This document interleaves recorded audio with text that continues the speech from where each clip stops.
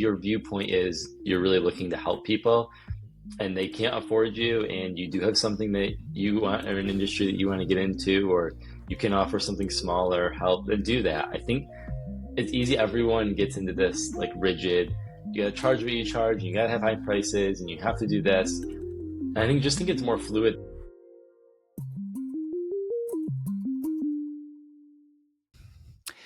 Hello and welcome to the Webflow podcast. This is episode 105 and I am joined by the almighty Luke Nettie. Now you've probably seen Luke floating around on the Twitter sphere, but if you haven't, Luke does websites for businesses that are looking to scale. He does brand messaging, websites, and sales funnels that help businesses grow. So note, Webflowers, at the start of this episode, he is not just making flowery animations.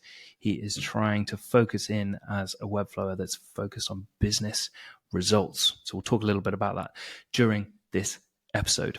We actually met quite recently online because there's client stuff that Luke is transitioning from and transitioning to.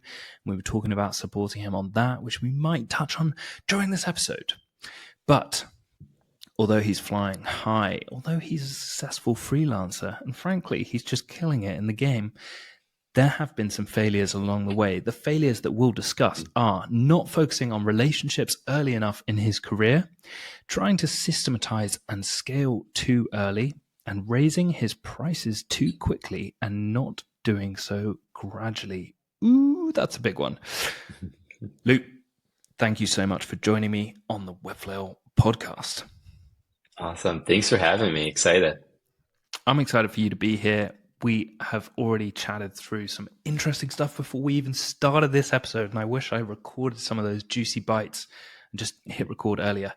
But before we jump into anything too juicy, let's ask you what your relationship is with failure.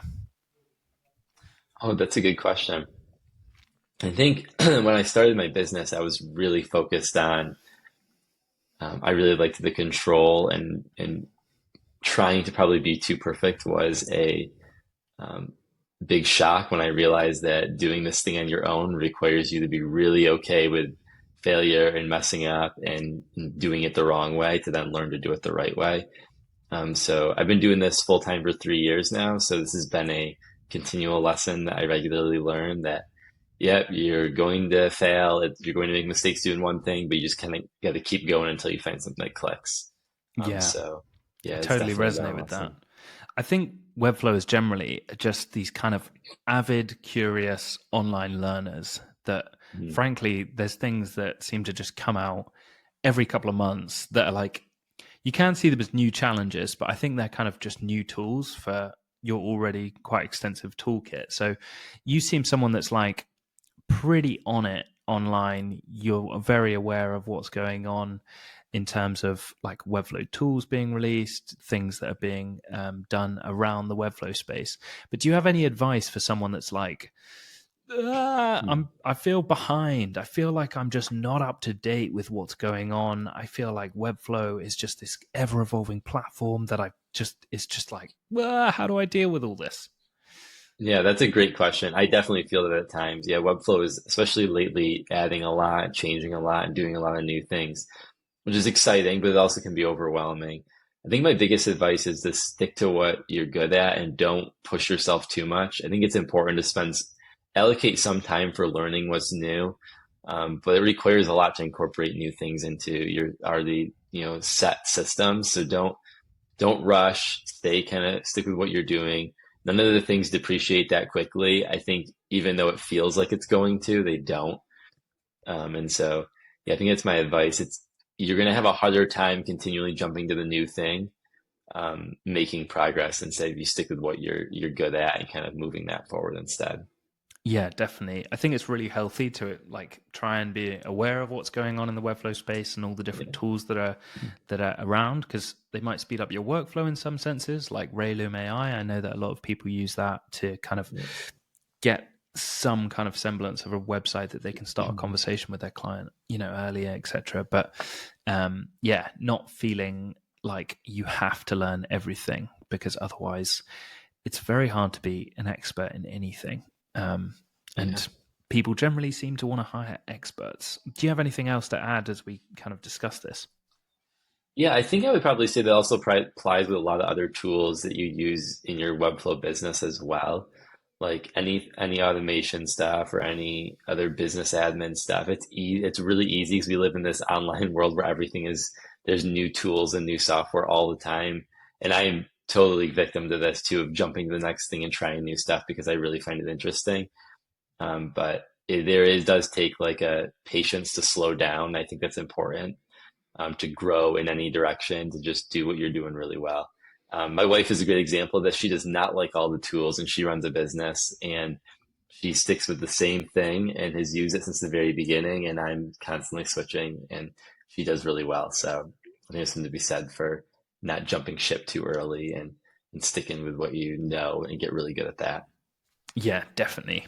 And sticking with what you know, tell me a little bit about you seem very intentionally trying to differentiate yourself from other Webflowers, and you've got this interesting title of marketing that doesn't require a PhD in rocket science. Then your brand identity has like a stars around your face and the top, etc. Like, what's the thought process behind that, and kind of talk us through like why you decided to focus in on that niche? Yeah, so a little background. I came from a very heavy engineering focused background. That's what my undergrad degree is in. That's what did before this. So when I transitioned to websites, it was very technical. And so I really enjoyed all of that technical aspect. But as I started to build websites for businesses, I started to realize that, there's more to it than just the tech side. And for them to want to pay me the money and for them to see them succeed and grow, it was less about the tools behind the scenes that were making the website work and more about like what words they were using. Did they have a strategy to grow? Did they have some kind of marketing plan? And that slowly could transition to them feeling overwhelmed by a lot of marketing plans. Like they were complicated or they came from an agency that was like, here's your like 50-page marketing plan and do all of these things and every day and you got to do all this stuff. And so while it does apply, those things are great for bigger businesses. I found a lot of small businesses felt overwhelmed by all of that. And so the idea was that if you're a smaller business, you don't need a lot of marketing. You need some simple systems and tools to start implementing. And so that's kind of where I leaned into, which also carries into my story brand guide certification. And that's the reason for all of that. So it was to take something that normally can be very complicated for a lot of bigger businesses and kind of pare it down to something that smaller businesses can use, and have an easier grasp on, oh, here's the marketing that we need to employ with the website, how we're going to use that to grow to where we want to go. Makes a ton of sense, because I think a lot of the time people don't necessarily realize like how much websites can cost, and like, if you're like, well, there's a business case for this and I'm going to guide you to a website that actually has like business results for you, because you seem to be struggling in this area, this area, this area. I'm going to take you through this like strategic process to get to a website that actually does have tangible results for you. It's an investment, not a cost, and that seems to be like the kind of angle that you're going off with small businesses that frankly like won't necessarily have thousands to lose if the website doesn't actually have the business results that they require. Yeah, exactly. And I think it's easy for a lot of small businesses who kind of have more control over the website because they don't have a huge marketing department, have a lot of big ideas for what they think they want, and then discussing a lot of the strategy that I kind of is now required with a lot of my website packages. They start to see, oh, maybe we don't need all these things that we thought we needed, or maybe we don't need all this functionality. And they start to kind of unveil the clarity that needs to go on their website and how they're going to use it differently than what they thought before we do some of these strategy sessions. So I realized the importance of that. Where if you remove that block and I'm just saying, okay, I'm your web developer or your Webflow developer, and I'll build what you're looking for, the results aren't going to be what they expect, even though that's what they think they might want. Yeah. And tell me about StoryBrand. I mean, if anyone hasn't heard of StoryBrand, what is it? Why is that, on your Twitter bio, for example, why is that relevant? Yeah, so StoryBrand is it's a 7-part messaging framework that helps businesses get clear on their message. And so the whole point of it is that a lot of businesses don't know how to clearly communicate what they do and who they help, internally in sales, externally on social, in their marketing. And as a result of that, they kind of spit out a lot of junk that's just a lot of different ideas, different problems, different solutions, different things, different differentiators that they have. And it just becomes it becomes really messy. And so the story brand framework essentially uses a 7-part messaging framework that pares it down to one problem, one solution, and kind of guides you through the storytelling aspect, similar to like what you'd see in a movie or something else. It uses like a lot of your traditional story elements. And then once you kind of have this framework in place, you can use it in a lot of your marketing collateral. You can use it in sales calls. You can use it on your website, which is how I primarily use it with a lot of my clients. But it really helps you get clear in your message, helps you focus in on what the problem you solve and who you help. So that's kind of the gist of the story brand in a whole. Yeah. I guess the thing is, like, if people don't understand, their positioning, if people don't understand who their ideal customer is, if people don't understand like where they fit into the customer's journey, then it's going to be kind of hard to write compelling copy for the website. It's going to be hard to actually help them with their strategy of where the website fits into their wider business. And so it makes a ton of sense that you got the certification and you can say to people, look, I'm not just going to make your website and then just leave. Like this is, this is something that I'm going to guide you through a process that really, really helps you to understand what you do and why your website fits into that framework. Yeah, and a lot of people don't just want a website. Most people aren't looking to spend thousands of dollars on just a website. They're trying to do something. So it's attract an audience or get more customers or grow their business. And so the goal that I kind of use is that I want to find that out. I want to learn about your business, figure out what those goals are. The website's like an online representation of that. It's not, it can't be a standalone thing if you don't have those other pieces or understand them. So it's really important. And if anyone's interested in learning a little bit more about this, there's a book called Building a Story Brand by Donald Miller. And he also has the certification, doesn't he, that you can actually understand how to run through a strategy for your client. And, potentially that could be a service offering that you could do before the website, I guess. Yeah, and the book walks you through the story brand framework and walks you through the 7 steps. And I used various pieces of the story brand before I was certified. Now I'm certified so I can use it more specifically as it applies to other businesses and clients. But yeah, there's a lot of good stuff that you can pull apart and get an understanding of if you want to understand a little bit more of how the marketing is going to help the website as opposed to just building something that looks really great and works well. Beautiful. Yeah, not just website, actually, how does this problem solve for the client? Speaking of, maybe this is part of how you get clients. You've got a really, really compelling website that has super clear copy that I'm sure business owners would see and be like, bingo, here's my guy. Mhm. But tell me a little bit about how you're currently thinking about getting clients. Are you trying to get more clients? Do you work on retainer for a load of people? How did you get your first clients? Can you just kind of give us a gist of where you were and where you're at now? Yeah, so this kind of leads itself into the first failure, I guess, of question one is that so I am taking on more clients. I do have a couple retainers and a couple of other a couple of one-time projects. But the biggest thing, I think when I first started, I was speaking of getting the first client. I was really looking for like some magic formula that I think obviously doesn't exist to get clients.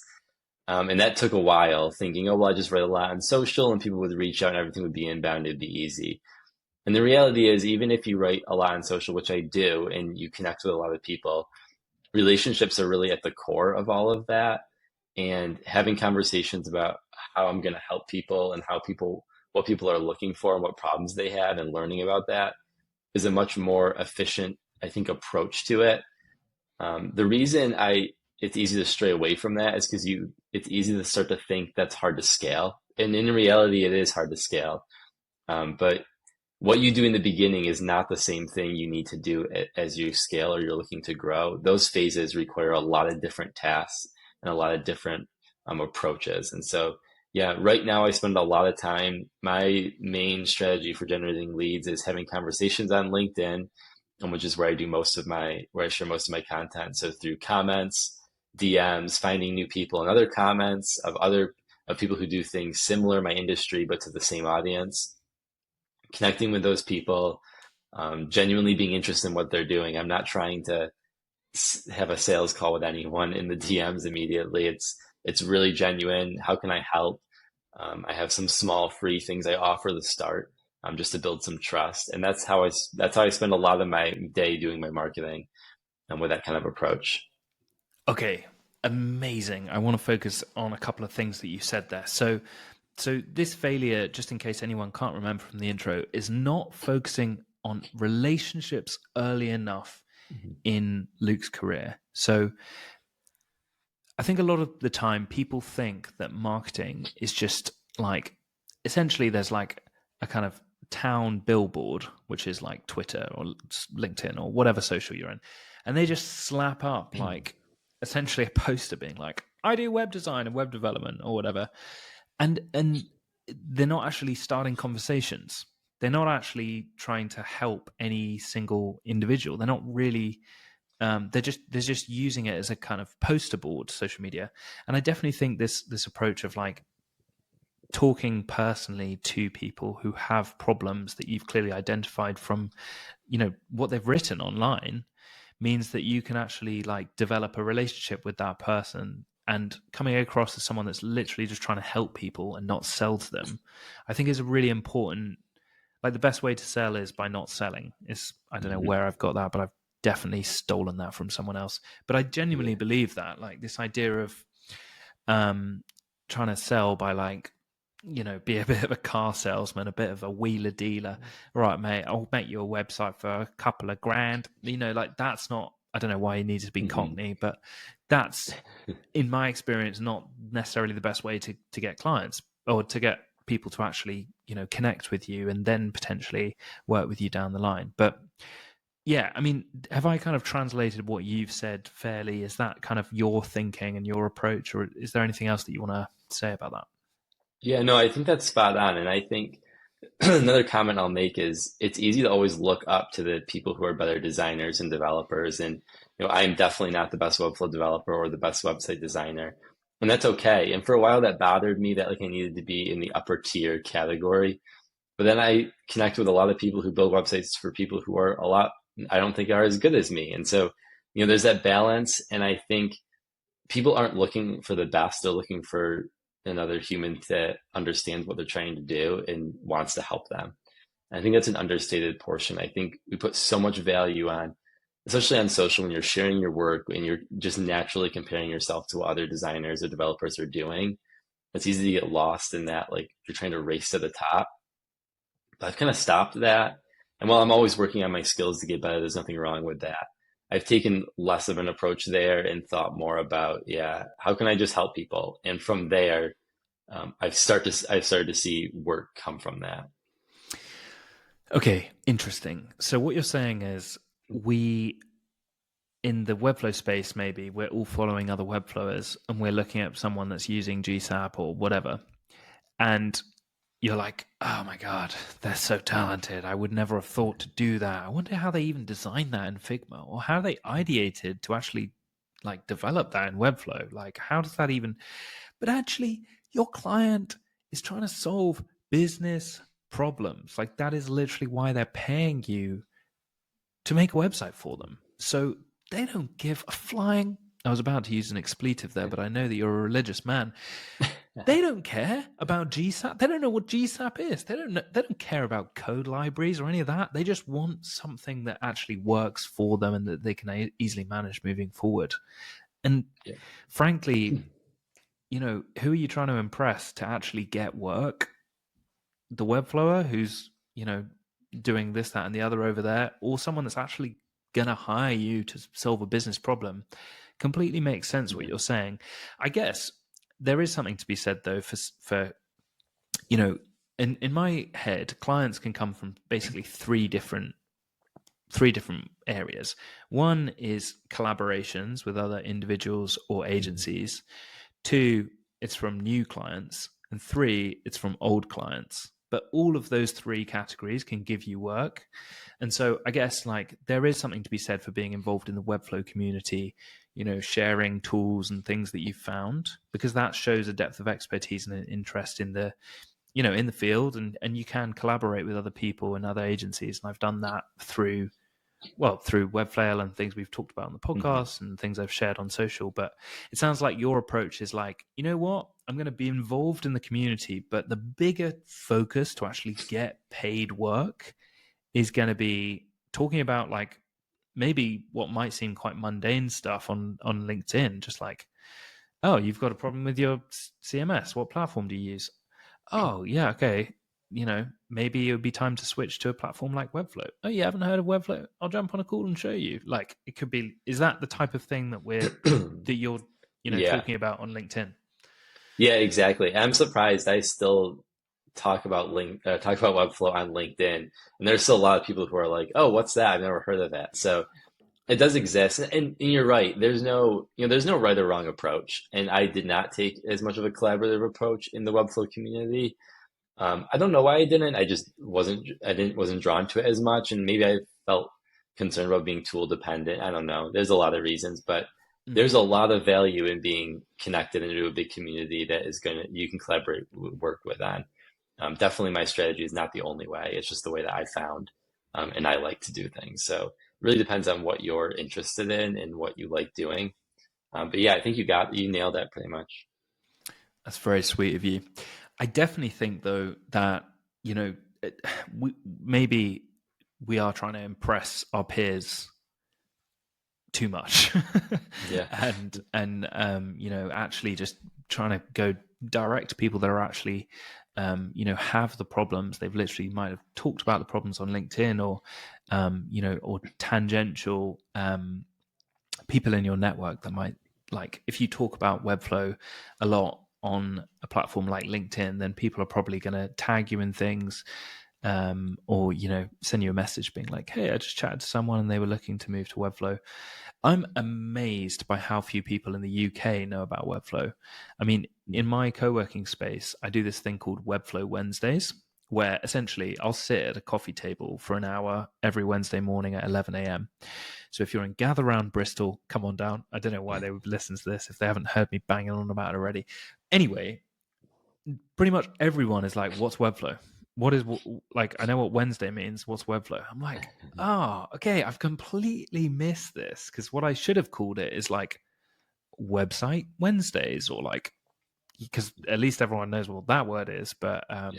I think I've already alienated a lot of people in my co-working space. So yeah, it just goes to show that, depending on where you are in the world, I guess in the States, a lot more people have heard of Webflow than in the UK. But people really don't know some quite basic stuff, some quite worryingly basic stuff if they're running a business. Sometimes I'm like, whoa, you really don't Yeah. know a lot about any of the tech stuff that you are. What's your Yeah. website on? Well, what's it called? I think it's called Wax, or it's like, whoa, it's okay, so it's pretty wild. Yeah, and I think even in the States, it's funny because we feel like the circle we're in is so big online, like especially on Twitter or X, is that you see all these other people and you see every day people are talking about Webflow. It's in your feed every day and you're constantly consuming it. And then Mm. you talk to like other people and they're like, "Oh, what's that?" They have no idea. So I agree with you. It is surprising. It's easy to kind of think you only live in that small space, but it's really not the reality.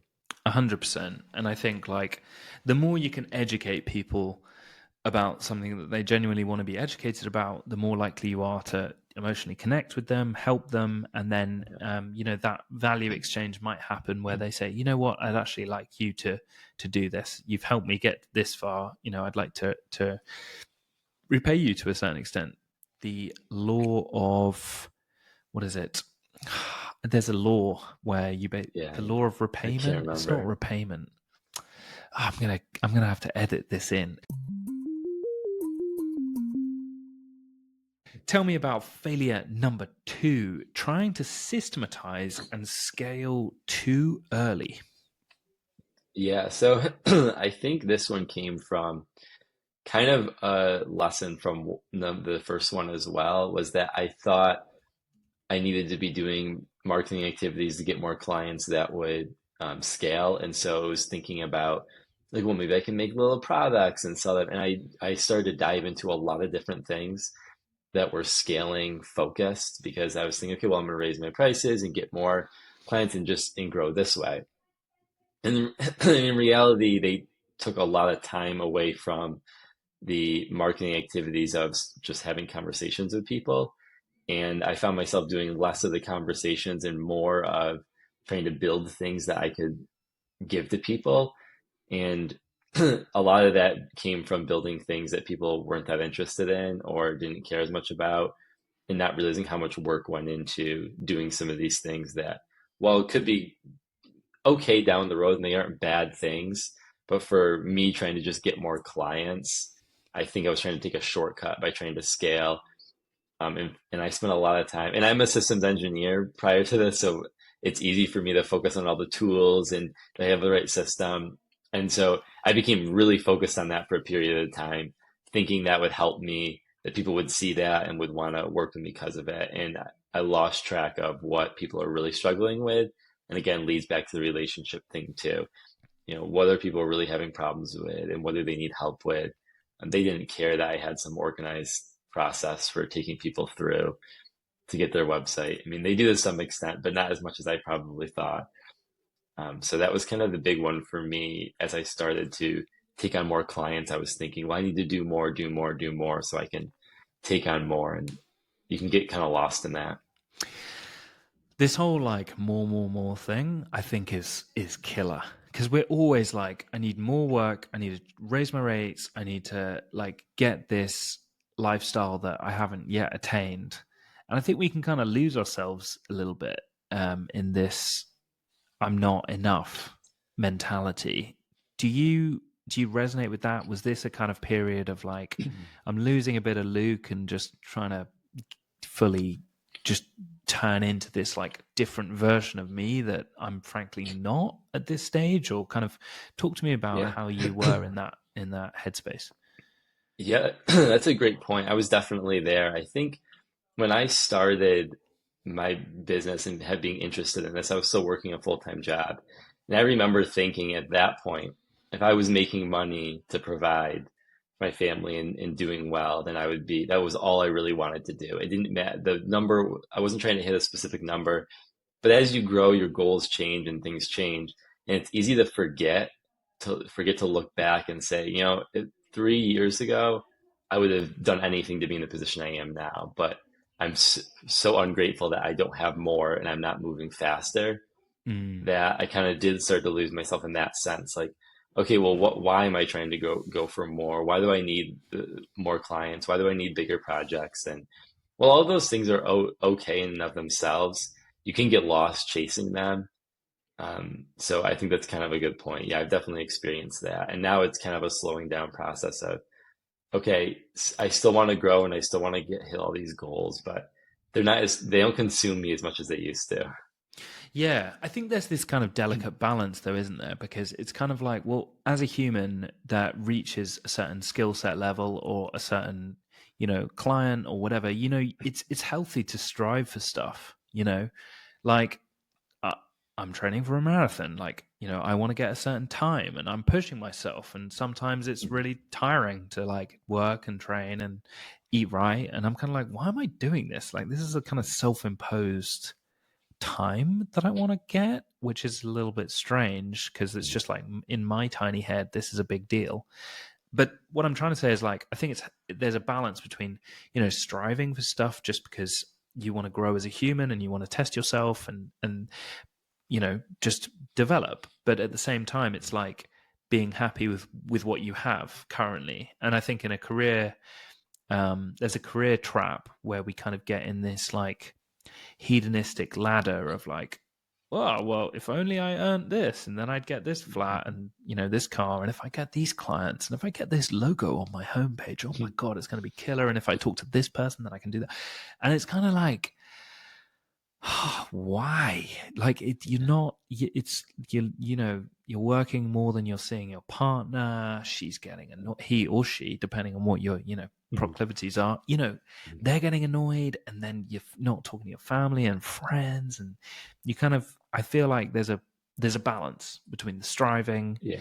and like doing the basics well, and just being kind of grounded in your current situation. I don't know. Do you Yeah, resonate with that idea? yeah, totally. And I think when you work for yourself, it's much harder to turn that. I think it's easier to turn that off when you work for someone else because you're a little more detached from the company, even though you're still trying to hit goals and you still care. When you start to work for yourself, it's all on you. So like the success is on you and the failure is on you, and even the success being on you is also like it's also something to be weary about as well because you can't just keep thinking you're just going to keep going to the next level. And when you hit that point that you think was what you wanted, there's the next one. And that goalpost always keeps moving. And if you're not looking backwards to say, oh, I've made a lot of progress to get here, it can become discouraging over time and you just become goal chasing and losing sight of other things. Like I know I have sticky notes on my monitor here that like more freedom and more family time are the things that I'm striving after. And if the business that I'm running allows me to do those things, even if it's not exactly where I want it to be, then I should be content with that. The amount of people that I've had on this podcast that say that success is freedom, and what freedom looks like to everyone is completely different. But if you've got kids, the amount of times people have said, I want more freedom, and what that means is more time with my family.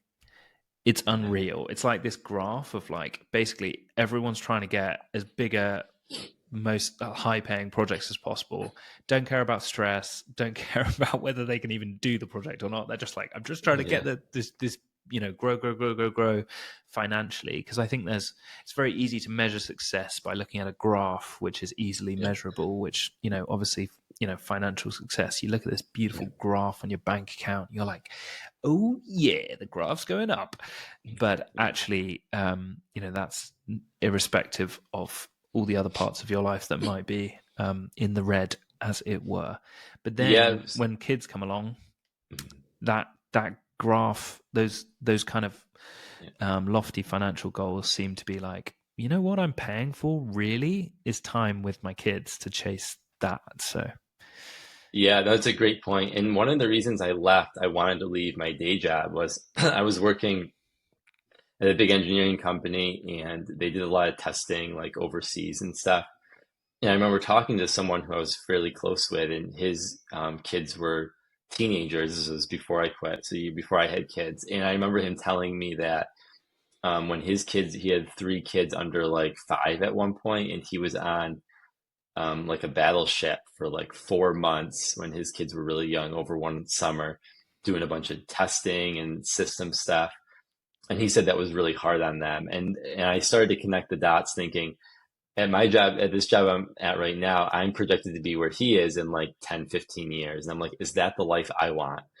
And then I started to ask other people too, like, what was their time like? Were they gone a lot when their kids were young and things like that? And then the more questions I asked these people, I was like shocked by the results. I feel like, oh yeah, I missed a lot of time with my kids. I can't get back, and I'm bummed about that. And that immediately made me say, okay, no matter how good the money was at this job, which was great, and I spent 4 years of undergrad school trying to get this job, I was like, it wasn't worth what my life could look like 10, 15 years down the road, where it might be harder to leave.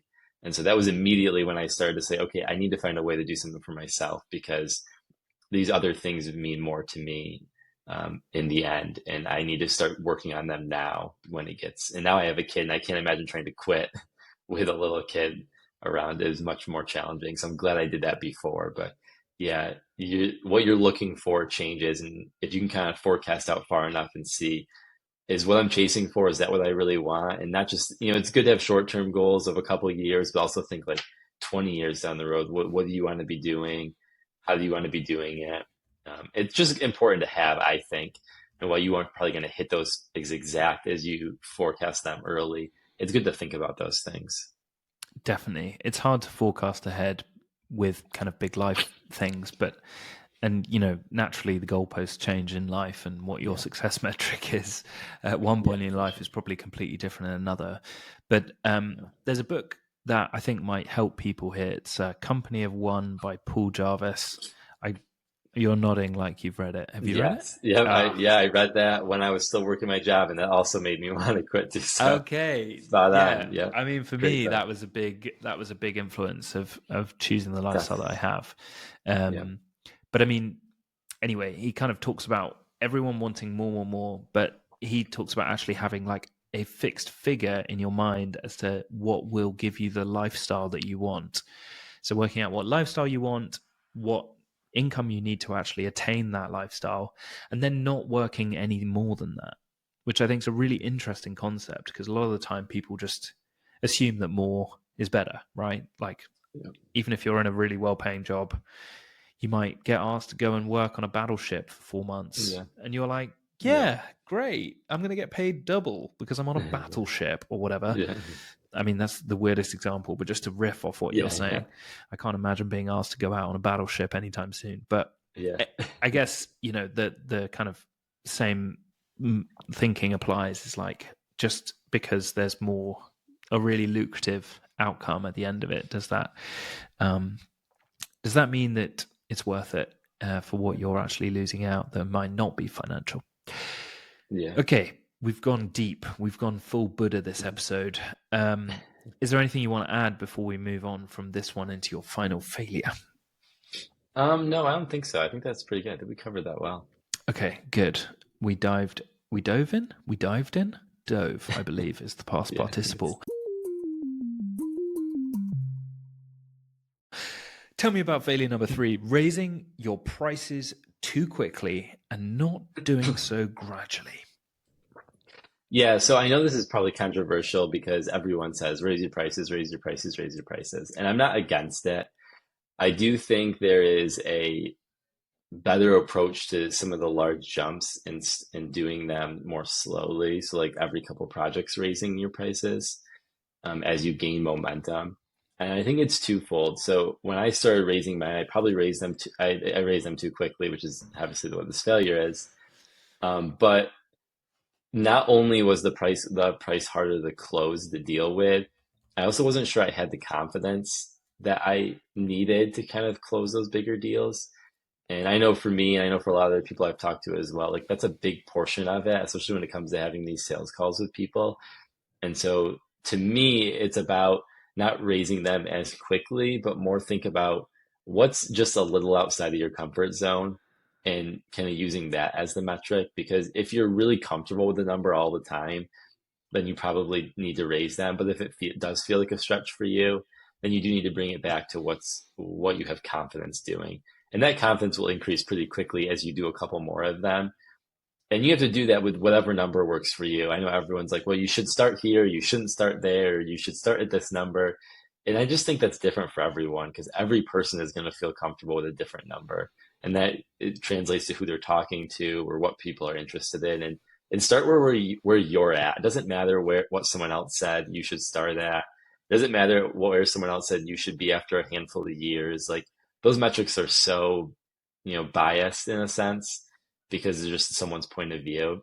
And so I think for me, that I've learned is that the comfort aspect of what feels good that you're charging, but maybe pushes you a little bit outside of your comfort zone is the sweet spot.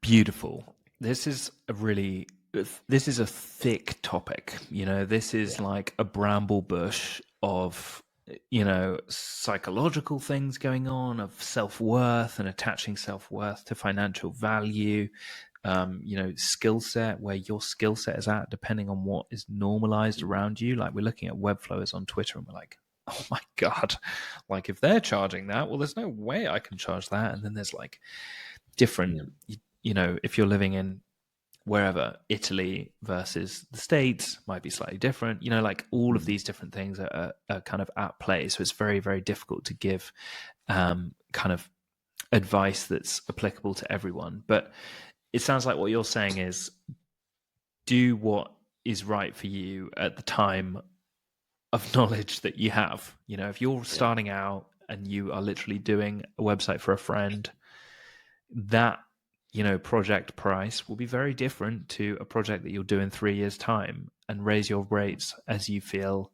is appropriate and necessary. But don't Yeah. measure yourself against other people, because comparison is the thief of joy, I guess. Is that fair? Yeah. Yeah, exactly. And I think like the first little website I did for someone was, I think it was like 75 or $80 for like a page or two. So it goes to show you that you kind of have to put in the reps and just and raise things as you feel comfortable. And I get that. I think a lot of the saying raise your prices comes from people who just continue to live in the comfort zone of one price because they can keep selling that. And then they just get super busy and like, well, I can't take on that anymore. So I can't raise my prices. And so there is probably a trap there that you do get stuck in where you need to push a little bit more, which is why I think the gradual approach is a better strategy to do it every so often, which is why I've started to lean into a little bit more. And that confidence will come and you'll start to see it and you'll start to raise from there and you'll start to become more comfortable with it. But I think that, yeah, there's a sweet spot of don't push yourself so hard that you feel so uncomfortable selling at that price point that it's going to cause you so much stress to do the project. It's not worth it. Like Yeah. the momentum will come. And also, I don't know if you've ever had this experience, but sometimes, well, I've charged too much for the lack of experience that I had at one point a few years ago. And I felt serious pressure to basically deliver like business results for them that I didn't know if I could do, frankly. Like Mhm. I sold better than I developed, basically.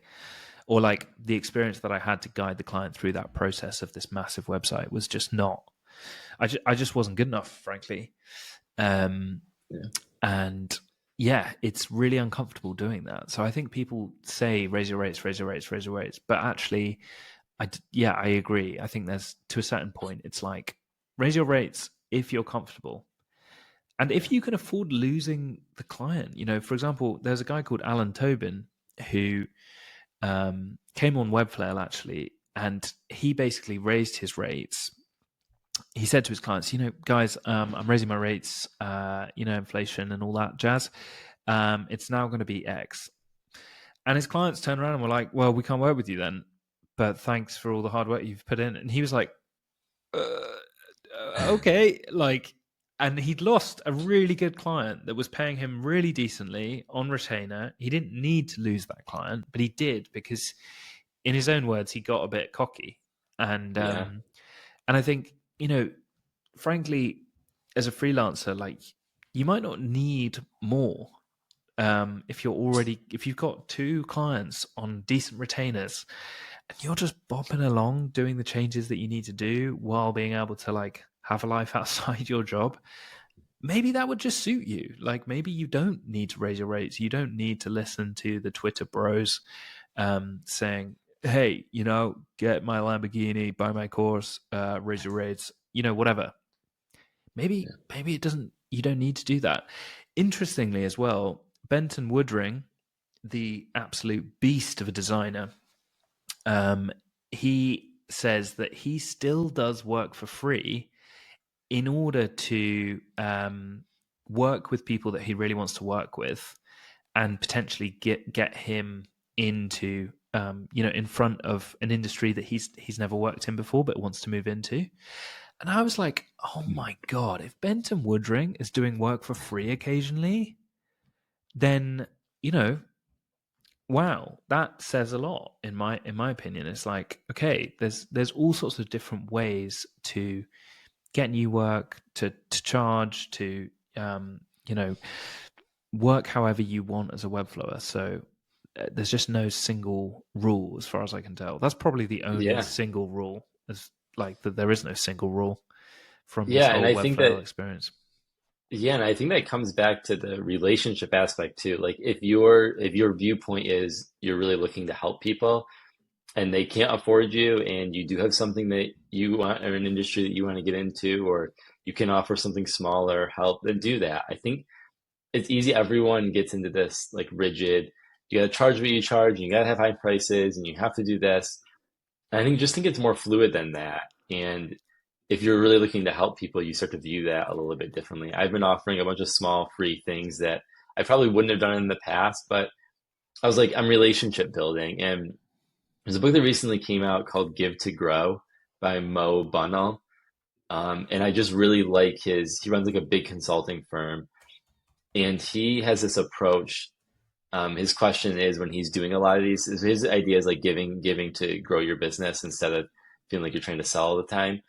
But he has this question when you're spending a lot of time with someone or you're maybe offering something small for free, and just remind yourself of the phrase that you're just looking to deepen the relationship.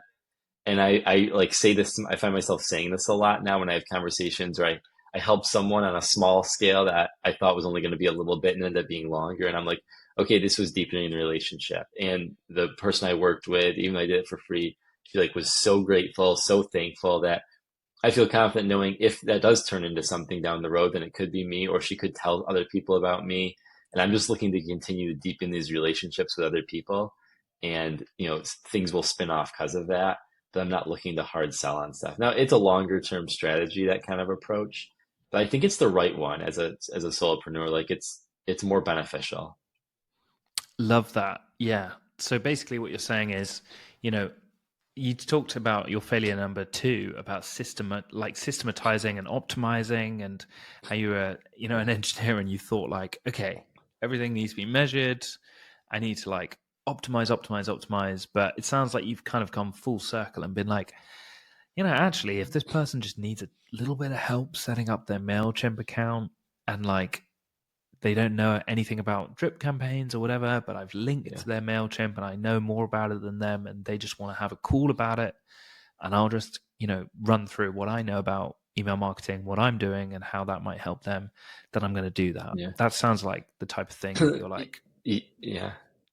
Yeah, sorry. exactly. I offered something to a client, to someone that had reached out, and she was having like a problem with an automation thing on a Squarespace e-commerce site, and I was not familiar. But she's like, they told me it could work with Zapier or Make, like to just use an automation. But she had no. She's like, I've been trying to do this for over a year, and I can't get my store set up to this fulfillment center. And I spent a couple hours working on it over the course of a couple of days, and she was just, and I just did it for free, and she was so grateful that I did this. And I thought, she's a small business who's been trying to work on this for over a year, and it took me a couple hours. I was like, that was a win in my book. And so, did anything turn from it? No. She was like, how can I help you? And I was like, just if people are looking for websites or anything, just tell people about me, and here's my info. And we left it at that. And will anything come of that? I don't know yet. It's only been a couple months, but I think that's the approach I'm starting to have. And it's taken a while, but I'm starting to understand. I think this is probably a better strategy for growing. And I feel a lot of like it's more enjoyable too. I'm not looking to take money from every person I interact with. Love that. Yeah. I guess this is kind of linked to this idea that if you can help 1,000 people, um, if you can develop 1,000 true fans, then you will be absolutely set doing whatever you want to do. So yeah, I love this approach of like helping people first and looking from like, instead of trying to take from people, trying to give to people, Yeah. and then from there, naturally, the law of reciprocity, that's what I was looking for earlier, Oh, will nice. will take hold, and good things can happen from there. But I love this idea. So if anyone's interested in that book, Give to Grow, Invest in Relationships to Build Your Business and Your Career, by Mo Bunnell. So that's Bunnell, if you're looking to read anything more about what we've talked about. Okay, Luke, we're coming to the end of the episode. Are you ready for the final, most difficult question I'm going to ask you? Yes. You are such a confident man. Good for you. What is your next failure going to be? Oh, that is a good one. What's my next failure going to be? I don't know if I have a good answer for that. Hey, I did give you That's a tough one. a bit of a curveball at the end here. I don't, okay, so I'll take a stab at it. I think there's always a balance in how you approach things like the giving to grow or relationships first. And I do sometimes wonder, how am I going to hit a threshold point where it becomes difficult to do a lot of those things and still build projects for people and land new clients. So maybe there's something in there. I think there's going to be a little, maybe a challenge finding the sweet spot. So maybe there's a failure in there that I could see coming up. I guess there's a point when you feel a little bit of resentment creeping in. That's what I Mm. found. Yeah. And you're like, you know what? You're taking the piss a bit now. and I find that that's quite a good point to be like, hey, I'm going to do this up till this point, but after that, I'm going to charge you, or I can, introduce you to other people that might be able to help you from there. So you're not saying, right, that's it, I hate you. You're just saying, look, I'm going to do it up till this point. So you got a bit of runway, but then I'm going to help you by, either investing in this so Yeah. that we can do this like longer term properly, or help you find other people. And I found that, not one person I've done that to has been angry, annoyed. They've all Yeah. been super understanding. And sometimes they're like, yeah, I was kind of taking the piss there, wasn't I? It's like, well, yeah, Yeah. you were. Yeah, and I agree with you. I definitely caveat too with that. Not caveat, but also add what I said too, is that you also want to have a clear boundary line that you have at least in your head if you're offering free stuff to people. Like, okay, here's the threshold mark. Here's where I'm not going to go beyond, or things like that. So you do have an idea that it doesn't go into something too far. Yeah, definitely. Really important that you kind of set boundaries to a certain extent, because otherwise it can be a little bit, yeah, a little bit like you're working for free. And Yeah. this whole free thing, obviously, value can be exchanged in different ways. Someone might, I don't know, teach you to surf as a surf instructor in here did if I helped her with her website. Broke my arm, so I actually didn't really get any of the surf lessons. But what I'm trying Oh to no. say is that, yeah, that it's not wrong to do things for free necessarily. It is wrong if it means that you can't get paid work or do the paid work properly, or Yeah. feel resentment. And that's not a feeling that any of us want, and I'm sure that the other person wouldn't want to put on you. So Yeah. I think it's Definitely. healthy. Let's hope that that failure doesn't come, and that you have clear Mhm. boundaries and can communicate those clear boundaries early enough with your client, so that both of you have still a really solid relationship. But I'm sure that you will. You're a great communicator, as has been proven in this episode. Luke, thank you so much for coming on Webflail and Of sharing as course. vulnerably as you have. Yeah, it's been awesome. So glad to do this. I've seen a lot of your podcast episodes, so it's great to be on one. Get in. That's what I want to hear. Thanks so much, Luke. Thanks so much to Luke for coming on the podcast, and thanks so much to you lot for listening. What a banging episode. He just filled us with knowledge, nugget after nugget. One word that kept coming up during this interview was relationships. The quality of your relationships determine the quality of your life. Have you ever heard that phrase? I think Estelle Perel might have said it. A really interesting psychologist who's got her own podcast, which is fantastic, by the way. But Luke kept talking about how he wasn't trying to take from people, how he was trying to give, and in return, the law of reciprocity worked in his favor. And I just think that's such an important idea. So much of the time, people say, how do I get clients? Well, how about we flip the question and say, how can I provide as much value to the right people as possible? How can I be the best experience of any freelancer anywhere in the world? How can I make my clients rave about me so that when I do work with someone, they become part of my marketing army and want to promote me to the hills? You ever thought about it like that? Maybe flipping it and saying, not how do I get clients, but how do I give as much value that I'm uniquely positioned to give because of my skill set and experience to a particular person or group of people. Powerful stuff from Luke there. Next week, we have the Almighty Dennis Snellenberg on. Very, very excited to get him finally on the podcast. I've been trying for a while, but now it's on, people. Now it's on. That was a bit weird, wasn't it? Until next week, keep on flailing, web flailers.